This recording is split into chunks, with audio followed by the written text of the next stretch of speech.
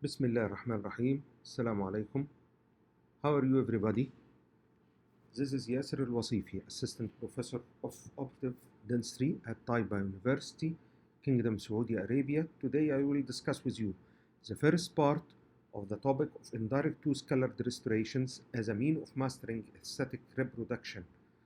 First of all, let me tell you something that this presentation is copyright protected and could not be reproduced, distributed, or transmitted in any form or by any mean, including copying, recording, or other electronic or mechanical methods without prior written permission from the author.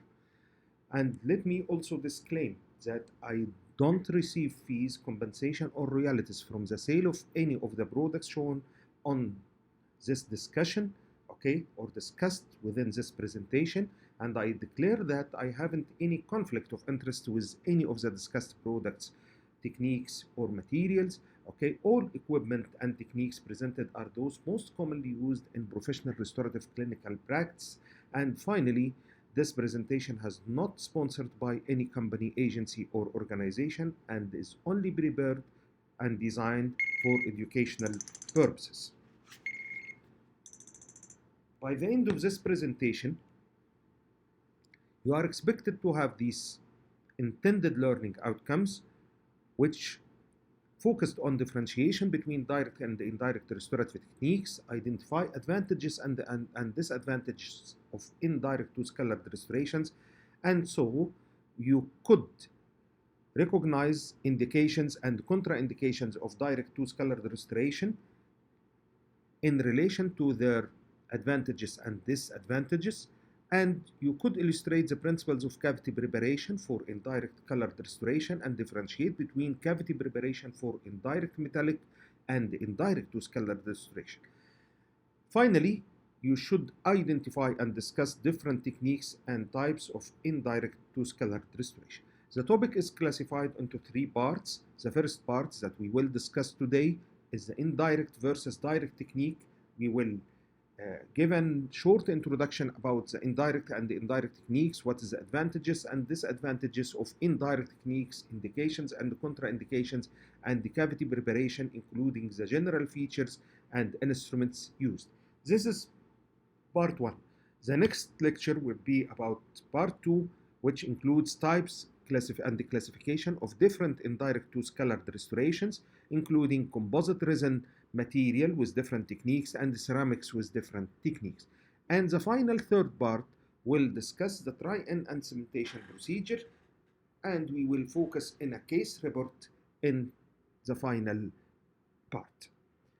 Let us start with part 1, which is indirect versus direct technique. As an introduction, all restorations are classified according to their nature of material into either metallic, that thought to provide strength, or non-metallic, that provides aesthetic.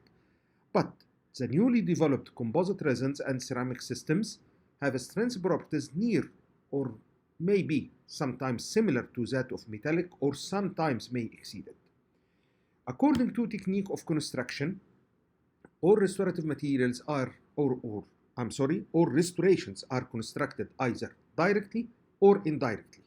Directly means that you are fabricating the material and construct the restoration intraorally, specifically not intraorally, intracoronally, inside the preparation.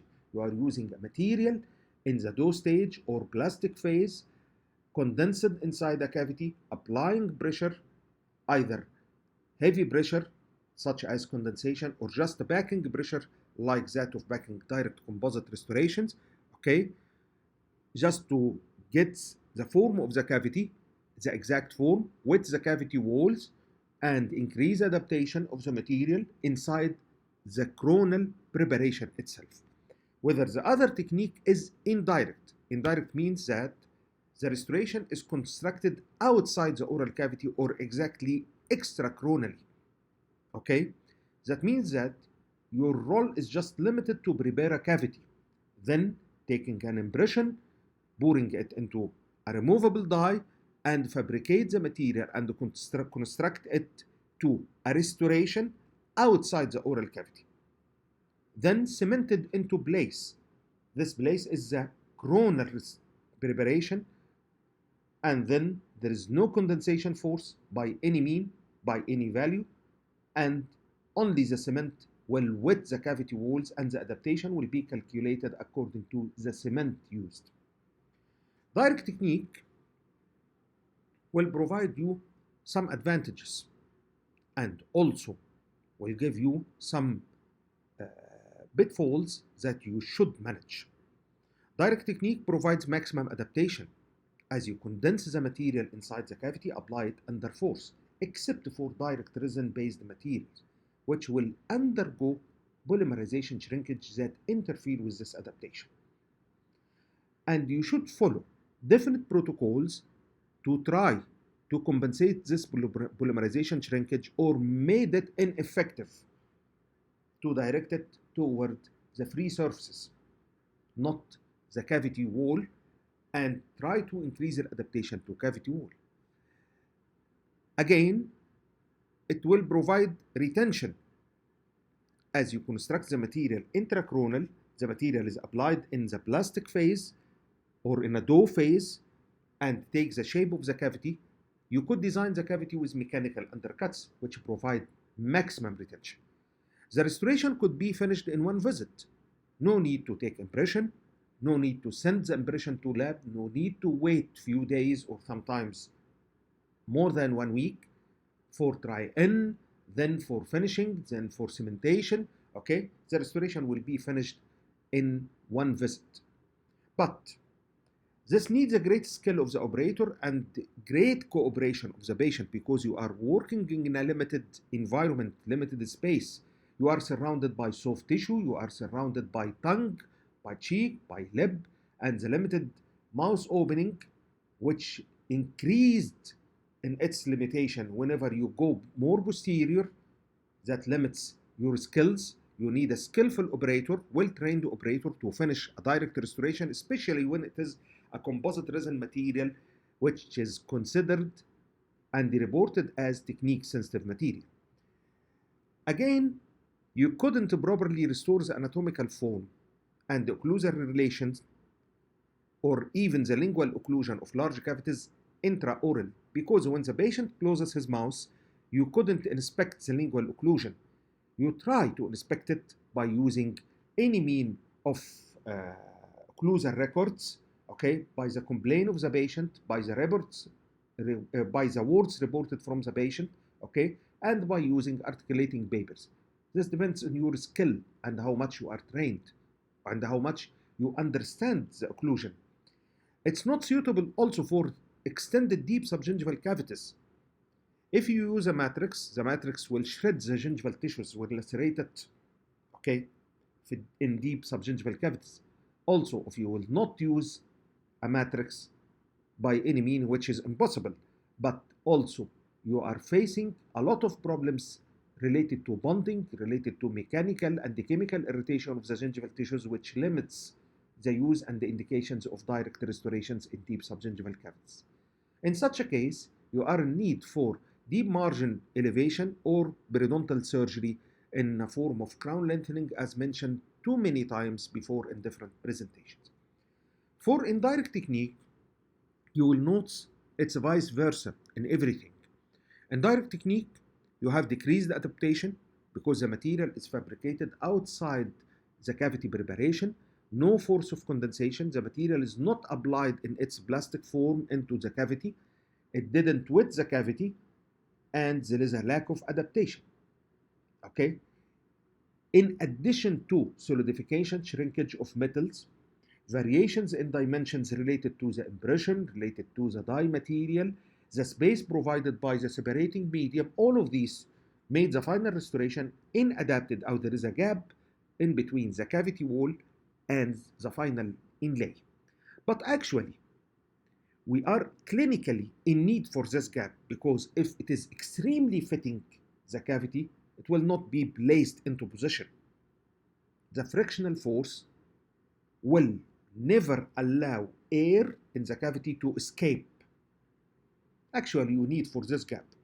For metallic restorations, like cast metal restorations, exactly for indirect metallic restorations, This gap could be managed by cement, and cement solubility will be managed by burnished gold all over the bevel. But gold could be burnished because it is a high strength material that could withstand forces in very thin sections. For indirect two-colored restorations like composite, like ceramics, you couldn't apply it on a bevel because the nature of the material, both of them, composite resin and ceramics, are brittle. But actually, the issues related to adaptation for indirect two-colored restorations, either composite or ceramics, are not of that significance as we imagine. Why? Is the composite in such a condition will show a limited polymerization shrinkage? Actually, no. It will be maximum, more than direct technique. Why it will be maximum? Because if you apply the composite in a direct way, you just use the light curing unit for polymerizing your composite. And the polymerization power and the rate of conversion will be affected by the energy delivered from your light curing unit, the time of curing, and the depth of curing, which is related to the increment size and the distance between the tip of the light and the increment. In case of indirect composite, you will cure your composite not only by light, but there will be an extra step which is called post-curing to improve the polymerization reaction, and so you will improve the conversion rate and will improve all the physical properties of the material. Post-curing may be extra light shots with higher energy, may be pressure, may be heat, may be all of them. Okay, then the polymerization shrinkage or the volumetric polymerization shrinkage and dimensional changes will be higher. Okay, but this will occur outside the coronal cavity, outside the prepared cavity. When you will place the restoration into the prepared cavity, there will be a greater gap, but you will apply adhesive resin cement. Thank you for Michel Bonocourt, who discovered the adhesion, who is the father of adhesive restorative density. According to his researches and his colleagues, now we are using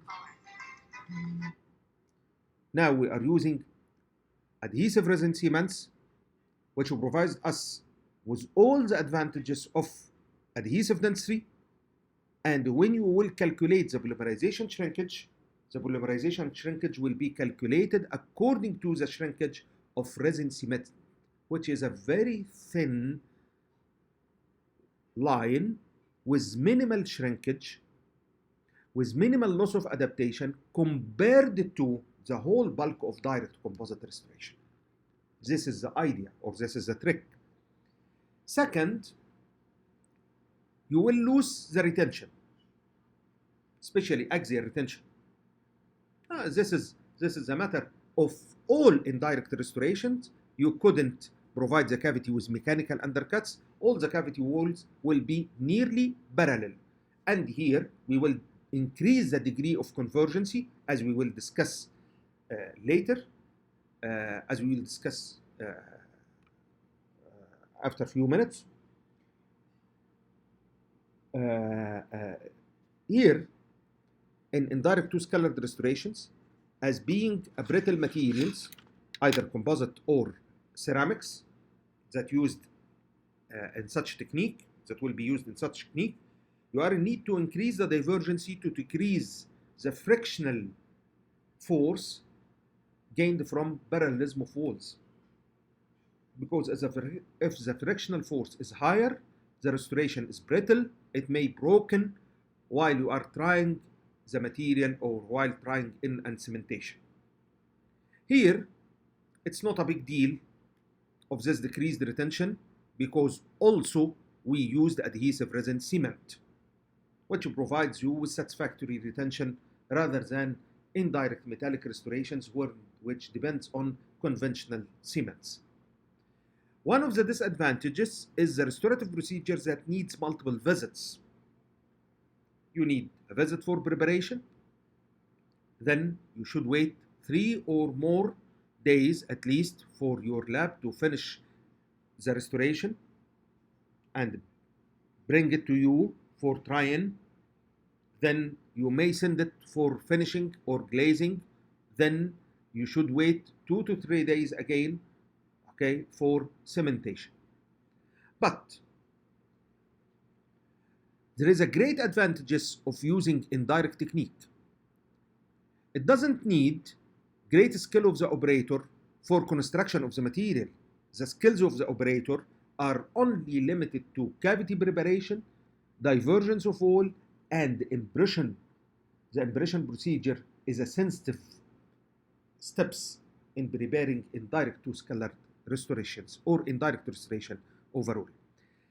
Also, you are not in need for cooperative patient who should open his mouth at least from 15, maybe 1 hour until you construct your restoration.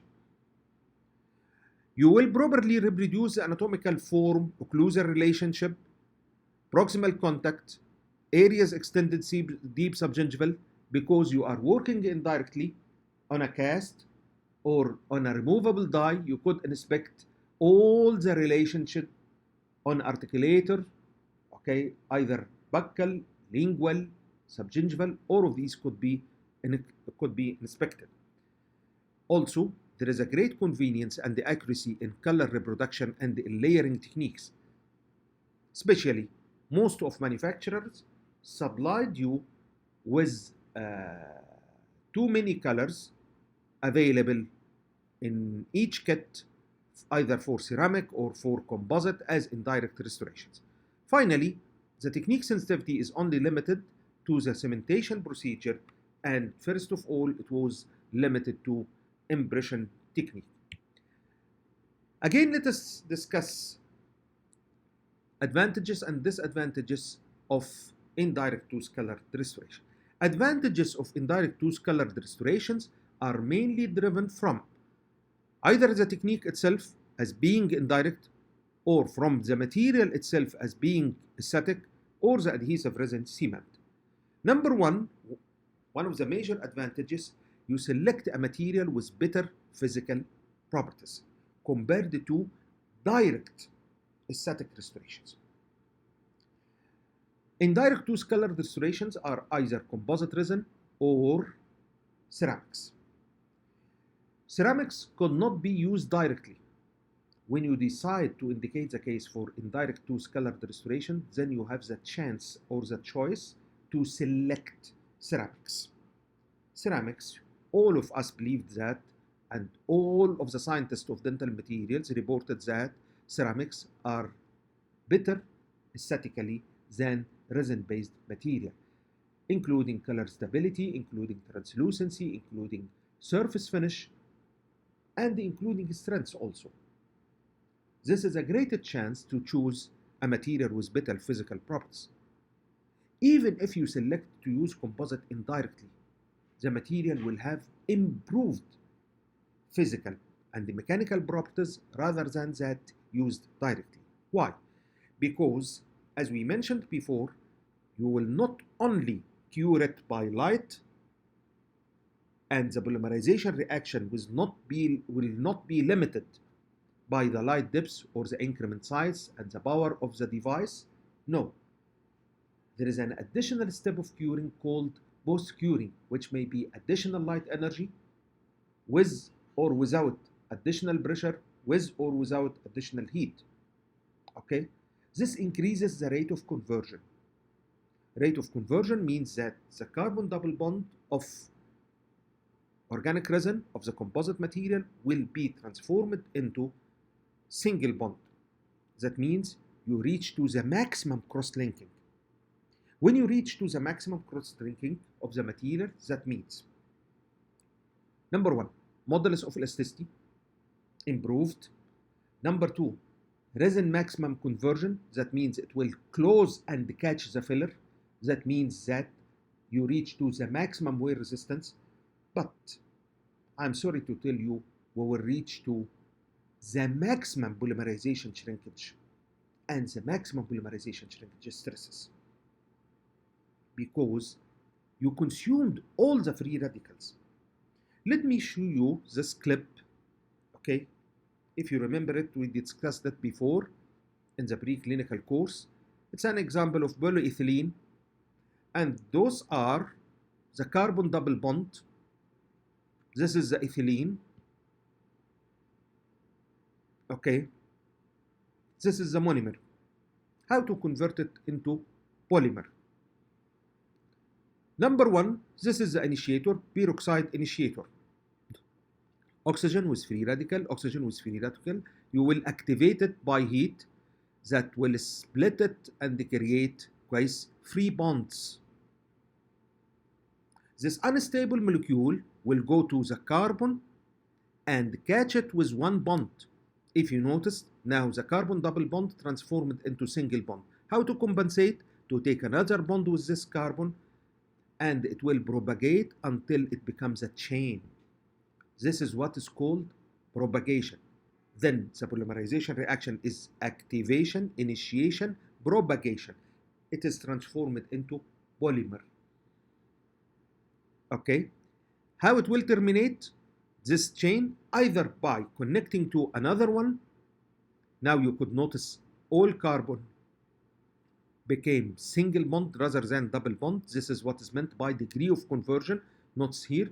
Okay, this is a way of termination, or it could be terminated by another free radical. Then, this is our separated chains. To improve the properties, there will be a cross-linking procedure, chemical procedure. How it undergone? With continuous activation of your initiator, it will break down much more. That's what has happened with indirect or post-curing for indirect respirations, and it will catch this hydrogen from your monomer molecule, or now it's polymer. It will cross-link with the other chain, and you will create strong carbon single bond, because this carbon, okay, and this carbon is bonded to 4 carbon ions. According to the number of cross-linking, the form stability of your final restoration will be determined. As long as you reach to the maximum cross-linking, then this means that you will reach to the maximum properties. This is how the increased rate of conversion, although it will result in maximum polymerization shrinkage, maximum polymerization shrinkage stresses, but it also improves the properties of composite resin. But you should notice that the degree of conversion, the higher the degree of conversion, the better will be the final properties, but also the higher the amount of volumetric shrinkage, either in dimensions or in stresses. This is number one in advantages of indirect technique, or indirect two-scalared restorations especially. 2, increased resistance and abrasion to wear and abrasion. This is a result, normal result of increased degree of conversion for composite, and ceramics are recorded to have high abrasion and wear resistance than composite. But you should read with me number 3, and you should try to understand and explain this statement. Reduced polymerization shrinkage stresses. How it comes? Few minutes ago, or few seconds ago, I showed you this clip, this movie clip, and you notice that cross-linking is maximum and the polymerization shrinkage, and we already take a note that the polymerization shrinkage in volume will be maximum and in stresses will be maximum. Here, the polymerization shrinkage stresses will be higher than direct composite, But the final result and the final effect on cavity walls will be minimal because all polymerization shrinkage stresses already happened outside the oral cavity. Polymerization shrinkage stresses affecting only the dye material, your removable dye material. It will not affect the cavity because the composite piece or the composite indirect restoration you will get from the lab is already polymerized, and all the polymerization shrinkage stresses are wasted outside your cavity. Let me review something with you.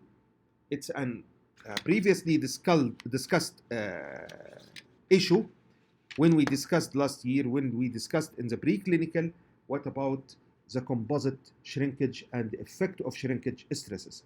All studies proved that shrinkage of resin always will be toward the site of initiation. In case of free shrinkage, if you have a piece of composite, okay, in the free air, it will shrink toward the center because it has the major or the maximum parts of free radicals of the initiator, and it is the center of activation.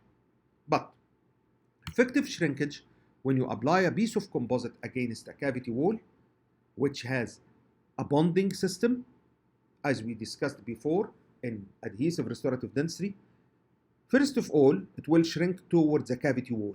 Why? Because the cavity wall here in yellow will constitute the first site of initiation, as you have two things. Number one, you have a bonding layer which still has free radicals of its initiator. You didn't consume it totally. And the body temperature of the cavity wall. All of these made this piece of composite shrink towards the cavity wall. And up till now, you didn't start curing. You didn't get your light curing lamp to start to shoot this piece of composite. Second, this is the condition: cavity wall, bonding agent in pink, and this is the increment of composite. Before polymerization, it will start initiation, okay, to go towards the cavity wall because you still have free radicals and the body temperature, and there will be no stresses, no translation, and the compensation will be from the free surface. Especially the composite is in the pre-gel phase. It didn't start glass transition phase. Then the struggle starts and the competition starts when you get your light curing device here and start to cure the composite. The light energy is much more than the initiation started at the cavity wall. Then there will be a shift in initiation towards the light. That's why you could notice these arrows that it will shrink towards the light. Okay? When it will shrink towards the light, you have two possibilities. Possibility one, shrinkage stresses that attracts composite out of the wall to go towards the light couldn't exceed the bond strength. Then the bond will not break, but it will deflect the cusp as it is attached to the cusp, especially if the cavity wall is very weak, okay, maybe it cracks it, okay, and it will cause cusp deflection and micro cracks of your cusps. That's why sometimes in deep cavities with thin walls, take care of the size of increment you used. If the increment is large and the light energy is high, that means that the shrinkage stresses will be great. Although you are following all the steps for bonding, which is an advantage of you, but it will attract and deflect this cusp, and hence the patient may feel pain. Sometimes when you apply light curing, the patient will feel squeezing pain. Once you switch it off, the pain will be relieved. An old theory to explain this, that most of devices have a range of light in infrared zone, which is a thermal zone. But now we are using lead devices rather than quartz tungsten halogen devices. Most of its light output light range is in the blue zone, not in infrared zone. It's a heatless devices, but still the same phenomena. Still your patient, up till now, if you used a large increment in beside or against a thin weak wall, the patient will feel a squeezing pain. When you notice this phenomena, that means that number one, you get an advantage that you follow the instructions of dentine adhesion and you get a proper adhesive and adhesive interface and adhesive joint. This is number one. But I'm sorry to tell you that the increment is too large with extensive shrinkage stresses that couldn't exceed the bond strength and the cusp will be deflected. If you continue, you may inspect this patient 2 days or maximum 1 week later and you will find this case with fractured cusp, although the composite is integral as it is. This is the first possibility. The second possibility, you didn't follow the instructions for bonding system properly, and that's why the shrinkage stresses exceeds the bond strength and debonding or gap formation will be noticed. Let us see clinical case, such like this premolar with steep cusps, have weak buccal cusp, okay? This is the increment of composite, large increment, okay? It shrink toward the light and it leads to micro cracks with cusp deflection. Another case of this lower molar, you could notice this cracks. It was a deep cavity and the operator placed a large increment. In such a case, you should stop, remove your increment, repeat the bonding procedure, and use a smaller increment instead. Okay? Other possibility, debonding as the stresses exceed the bond strength, and you will find a white line at the margins after you finished your composite. You should replace all your composite. Okay? In case you are using indirect technique in construction of your composite resin restoration, this polymerization shrinkage stresses will be much higher as the degree of conversion is higher, as the polymerization not only by light cured, it will be also post cured by extensive light, heat, and sometimes pressure in some systems, but all of these polymerization shrinkage stresses will affect only the die, not the tooth structure. This is the explanation of this phenomenon. Okay. Number 4 of the advantages, still you have the ability to strengthen the remaining tooth structure because you are still using the advantages of adhesion as you are using adhesive resin cement. More precise control on the reproduction of contact and contours as being indirectly processed, and as being indirectly processed, there is increased auxiliary support. If you notice this inlays, okay, there's a composite inlays, but it is shiny, smooth surface polish and translucency because you have much more equipment, devices, tools to finish and polish it, accessibility to finish and polish it, much more. And even in everything in construction, you have multiple tools, multiple devices, okay, multiple equipment you could use to improve the material or improve the final result. Disadvantages, increased cost and time because most of indirect techniques requires at least 2 appointments, and most of them uses highly sophisticated equipment. Okay, still there is a technique sensitivity, especially in impression and cementation, brittleness of material, especially ceramics. You should take care during try-in and cementation. especially if the thickness of restoration is very thin.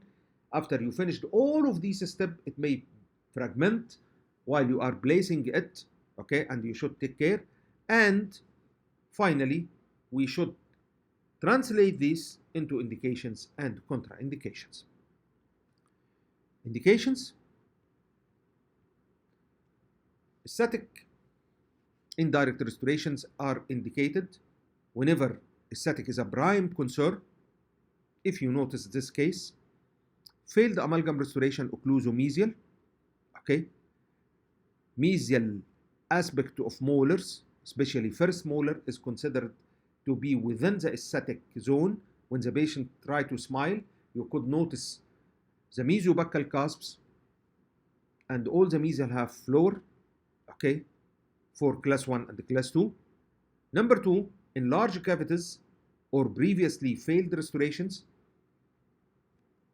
because you need to have the advantages, or to use the advantages, or to benefit from the advantages of adhesion to strengthen the remaining tooth structure. These large restorations are difficult to be contoured intraorally or in direct technique, okay? You need a material with high physical properties. That's why it's much better to be indicated for indirect restoration. Like this case, failed restorations. After you removed your failed restorations, the cavities are large. You need to support these weak cusps. At the same time, you have a problem to restore this contact and contour. At the same time, you need a material with better physical properties. So this case is much better to be indicated for indirect tooth color restoration. Another case, this is a failed amalgam restoration. After we removed the failed restoration in both tooth number 4-5 and 4-6, this is the end result. Weak cusp, weak buccal cusps, which are the supporting cusps. How could I restore this anatomical form lingual, both proximal sides and the proximal side of this premolar? How could I restore it properly? Then the solution will be indirect inlay, as it is being constructed outside. I have all the freedom to construct it properly, and at the same time, I still having the advantages and the benefits of adhesion by using adhesive resin cement, and this will be the final result. As a contraindications, all patients with heavy occlusal stresses are still contraindicated for indirect aesthetic restorations.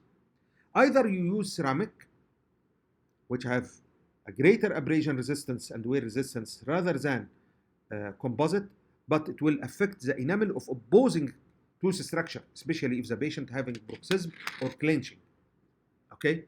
Or you will go for composite, although the indirect composite material or restoration having a better wear resistance and abrasion resistance, but still it abraded and wear. If you construct a composite, either direct or indirect, in patient with heavy occlusal stresses, it will abrade, or you construct indirect ceramic, it will abrade the opposing enamel. Still, you are using adhesive resin cement that needs the operatory field to be completely isolated. If you have inability to maintain dry operative field, then all your adhesive procedure will fail. Still, extremely deep subgingival preparations are contraindicated for indirect tooth colored restorations, because you still need to go for all steps for adhesion with your resin cement. Either the tissue fluid will interfere to get dry field, or the chemicals you will use will chemically irritate your gingival tissues. At the same time, you have a problem in light curing to reach to this area. This is a case of increased occlusal stresses. You could notice here, okay, and here the occlusal facets that you should examine before you indicate the case or contraindicate the case for indirect tooth color restoration. Cavity preparation.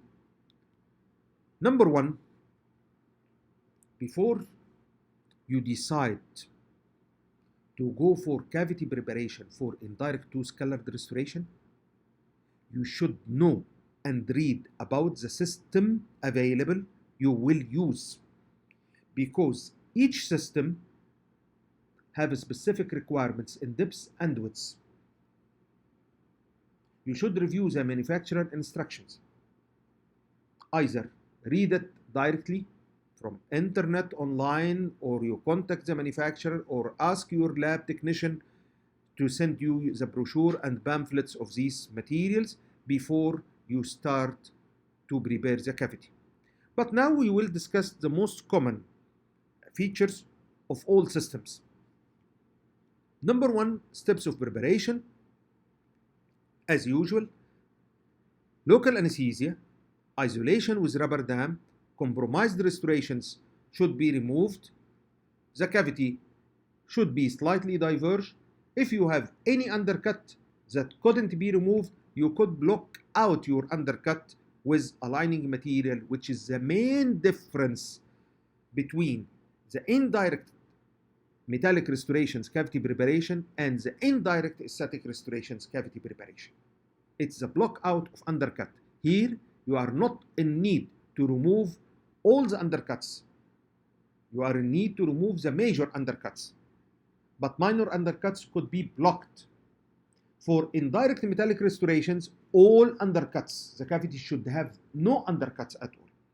General features of the cavity: no enamel bevel, because you are dealing with brittle material. Any occlusal reduction should be at least 1.5 up to 2.5 millimeters, still you are using a brittle material. The same for cavity depths, should not less than 2.5 millimeter. Axial reduction 1.5 millimeter. All depends on the material is brittle, either composite or ceramic. That's why you need a bulk in both widths and depths. Okay, line and point angles, internal and external, should be rounded. Isthmus area and grooves should be 1.5 millimeter width at least. Bulbal floor should be smooth, relatively flat, following the removal of remaining infected caries dentine. Minimal possible extension of the gingival margin, and the gingival margin should have enamel for bonding procedures. Occlusal divergence for indirect metallic or reviews mentions that it is better to be nearly parallel. That's to say, from 2 to 5 degrees bare wall for cast metal restoration. But here you should increase the degree of divergence. Then you will reduce all the frictional force the restoration will be subjected to. Otherwise, it may be fragmented during cementation. Then you have, up till now, 3 major differences. Number 1, no bevel. Number 2, block out of undercut. Number 3, increased degree of divergence. Let us review these views from Student Art and Science textbook, which is the major textbook of operative dentistry worldwide. This is a rounded axiobulbar line angle, widened isthmus, okay, rounded internal line angles, at least 2 millimeter depths of the cavity. Here are the occlusal reduction 2 millimeter from 1.5 to 2, axial reduction from 1 to 1.5 axial reduction. All line angles are rounded, okay. Minimal extension subgingival. Subgingival cavity should have gingival margin should have enamel, okay. This is the same for another cusps. Reduction of centric cusps should be increased, okay, and the reduction should be uniform. You could notice that all the margins are, all the internal line angles are rounded. Gingival floors should have enamel margin, okay, should not be devoted from enamel. And this is another case: removal of failed restorations, okay, removal of carious structures, and this is the final cavity. And you notice that you have undermined tooth structure and you have undercuts, but the operator blocked it out with resin modified GIC or flowable composite, and sometimes we blocked it with wax. and we'll discuss it after a while. Instrument used, most of the manufacturers provides you with different diamond points, different ingrets, but all of them are from 6 to 8 divergency to ease the preparation for you and make it accessible. Finally, let us focus on cavity lining, which is the third difference or the third major difference between the cavity preparation for indirect metallic and indirect two-scalar restoration. Cavity lining, this terminology for a long time was limited only for bulb protection.